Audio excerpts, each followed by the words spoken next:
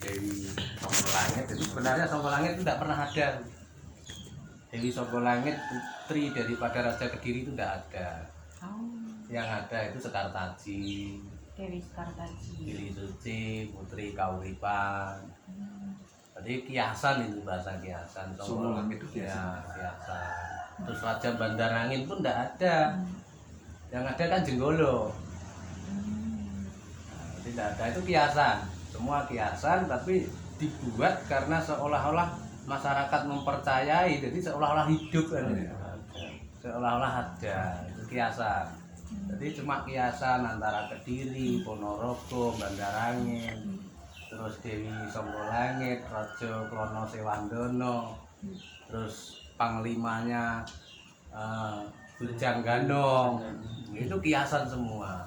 Itu bahasa Sanskerta itu diambil. Songgo Langit itu sebenarnya kiasan. Itu konsep memayu hayuning bawono. Songgo artinya penopang. Langit artinya semesta. Dan diceritakan bahwa Dewi Songgo Langit ini orang yang cantik, yang ayu.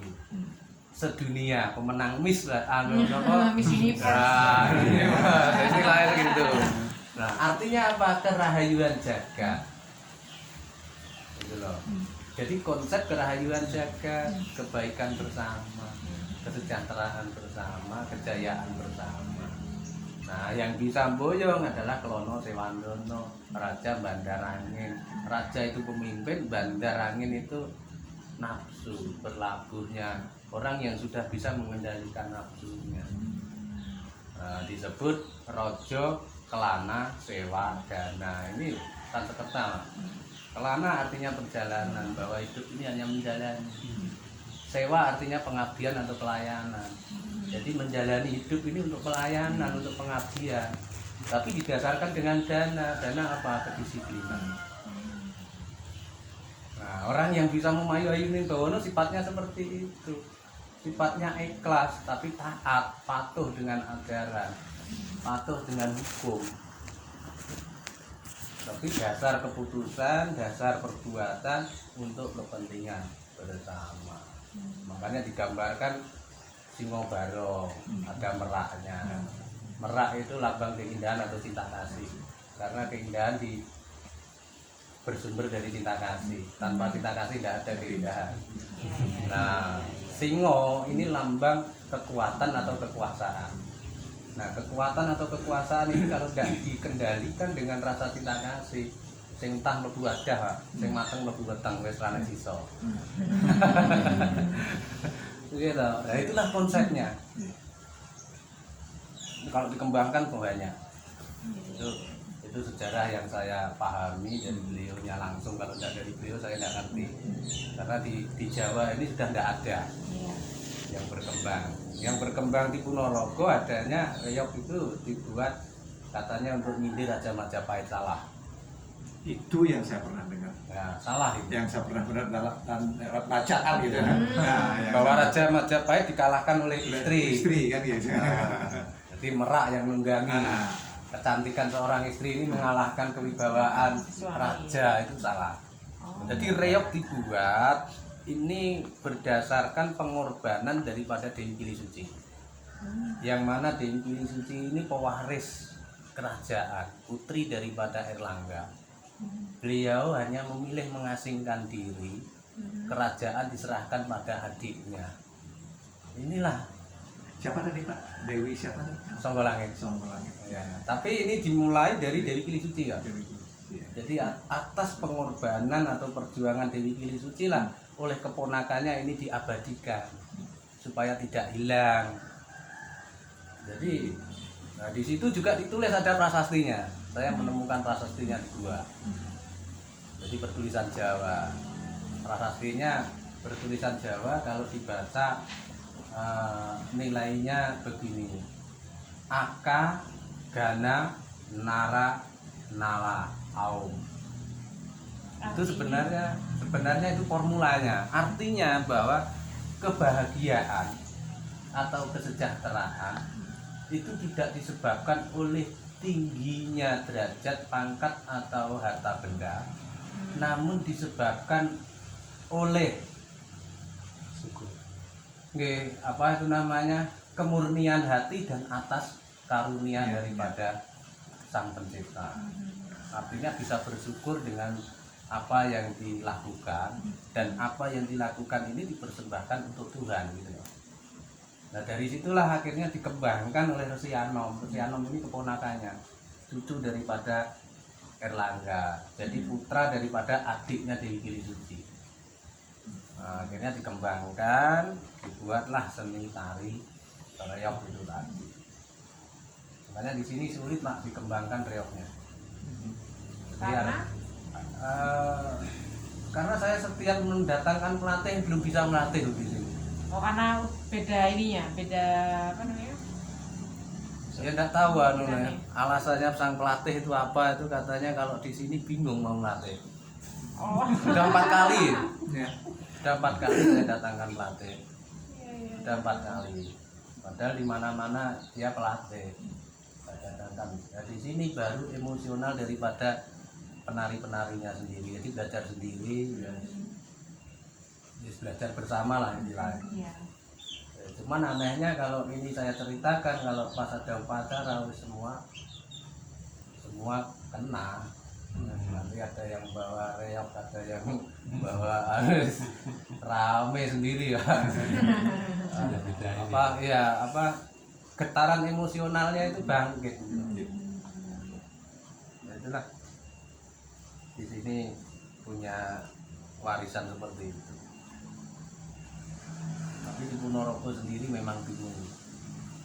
Karena di Ponorogo Pak Gunaryanto itu kan yang sering memberikan sejarah tentang reog, itu pun bingung. Karena ceritanya dari Pak Gunaryanto itu setiap ada bupati baru itu ada revisi sejarah tentang reog. Akhirnya kan sudah enggak lagi toh. Pemurnian sejarah. Setiap ganti periode sejarah reognya digubah. Setiap ganti periode digubah ya. Malah minta. Sekarang ini ya, kalau yang kemarin kan siapa? Ipong. Sekarang siapa? Pak Giri. Oh, Giri Sancoko. Nggih. Oh. Sing di Nganjuk. Enggak, ini Ponorogo. Ponorogo. Pak Ipong dulu sempat bantu saya waktu pilkada. Nggih. Suaranya khas kalau Pak Ipong. Gede. Ponorogo. Ponorogo. Pono Berarti sekarang reog hanya masih bisa lestari di Ponorogo kan? Iya. Kalau Ponorogo sendiri kan wilayah wilayah kan? Iya. Wilayah masih Wilis, Wilis. ya, sekitar Wilis. Di balik ini ya? ya, Iya. selatan. Ya, selatan. Jadi sumbernya sebenarnya dari Resi Anom, tapi dikembangkan oleh murid-muridnya. Kan Resi Anom sendiri kan orang Jenggolo, putra Jenggolo. Tapi petilasannya ada di Gunung Wilis, Depokan. Di mana? Di Gunung Wilis. Wilis. Sini. Di atasnya Loro Kuning, Bu. Loro Kuning naik, nanti turun sedikit. Di situ ada petilasan besar, tempatnya ada sumber, ada itu petilasan. Roro Kuning itu kan mentok. Ya, itu juga. Kan air, Bu. Ada jalannya. Oh, maksudnya jalan setapak. Nggih. Oh. Banyak situs di sini, mulai hutan bawah ini sampai puncak Gunung Wilis itu situsnya banyak. Jadi situs Lain tempat-tempat kali suci. nginep di sini lebih lama nanti Nah, ya. penelusuran ini dengan beliau. Nah, kadang-kadang yang dipublish apa kita dengar kan gitu, ada sumber lain lagi yang dia Ya, memang beda Pak, karena sumber saya kan bukan dari buku, artinya tidak beredar di masyarakat. Nah itu yang membuat beda. Kalau masalah juga penulis ada tergantung Kadang nggak katanya. biasanya gini, penulis itu tergantung misi. misinya. Misi. Jadi dipengaruhi oleh misi, jadi ada penggiringan. Iya, iya, iya. Ini yang membuat salah sejarah. Contoh Pak, contoh yang beredar sekarang karena kepentingan politik di Nuwun Sewu. Iya. Kepentingan politik pada masa Majapahit digulingkan. Kan kerajaan dikuasai oleh para wali. Tapi raja kan tidak tertangkap. Brawijaya tidak tertangkap. Nah, secara otomatis kerajaan dikuasai tapi rakyat masih mengharap Rajanya. pemerintah yang sah, Ya. rajanya. Jadi kan tidak bisa dikendalikan oleh para wali Iya. secara politik. Nah dari situlah wali membuat mock bahwa Raja Brawijaya sudah takluk, ya, sudah mualaf. Loh, kalau memang takluk, kenapa mahkota tidak diserahkan? Ya. Nah, ini pertanyaan yang simpel. Jadi artinya di situ dibuat mock bahwa Raja Brawijaya sudah mualaf masuk Islam menjadi Sunan Lawu, bertapa di Lawu, tidak boleh ditemui oleh siapapun. Artinya apa? Biar tidak ada orang yang membuktikan. Ngecek sudah. Itu sudah sejarah politik. Jadi tidak ada nilai kebenaran sama sekali. Iya, iya. Nah, kalau ditelusuri secara sejarah, dari situlah awalnya Sirno hilang pertanian bumi. Artinya apa? Kerajaan dikuasai tapi tidak bisa membuat raja baru. Secara administrasi kan tidak bisa, tidak diakui. Dari situlah hanya bisa mendirikan Panembahan Senopati Kasultanan, hanya tempat musyawarah. Nah, akhirnya kerajaan jadi gunjang ganjing. Kerajaan bawahan-bawahan ini kan tidak bisa langsung menerima, Iya. terpecah belah. Nah, dari situ. Nah, jadi sebenarnya raja tidak pernah, Raja Majapahit ini mualaf tidak pernah. Yang benar Raja Majapahit masuk Bali kan. Saya punya bukti. Buktinya apa? Brahmana di Bali sekarang pakai mahkota semua, Ya. pakai tongkat komando semua. Nah inilah meniru daripada Raja Majapahit yang masuk di Bali berstatuskan Brahmana yang disebut Ganggang Dwi Jendra. Aduh, benar. Tapi Nah, ini sebenarnya ini bisa fakta, bisa ini dicari yang faktanya. sebelumnya ya gini saja. Nah, Jadi belum ada yang bisa masukin Bali. ya, Makanya beliau bentengin dulu Bali dulu. itu saya mendapat fakta sejarah dari beliaunya. Ya. Nah dari situlah para Brahmana di Bali ini akhirnya kacau. Kacaunya apa? Meniru perilaku daripada Raja Majapahit. Ya. Brahmana pakai mahkota semua sampai sekarang. Saya sudah pernah usul ke Adiaksa 1, Pak. Ya. Ketua Adiaksa, beliau Sri Empu Sakti Nabi siapa nih? Beliau juga nangis, saya sampaikan ini. Nangis beliau. Wah ini harus ditundukkan Pak Mahfud. Saya terima kasih dapat informasi kebenaran. Ya, dari situ. Fakta sejarahnya, dan yang Dwi Jendra masuk ke sana sekitar 500 tahun dari sekarang. Fakta sejarah. Dan fakta lagi mahkota dan tongkat komando tidak pernah dilepas. Artinya sang raja kan tidak berani lepas mahkota kalau tidak ada upacara yang sah. Tidak berani, tidak pernah ditanggalkan. Fakta yang kedua, setelah di Bali beliau ke Lombok. Sekarang fakta kedua ini adalah Kitab Negara Kertagama dan Sutasoma.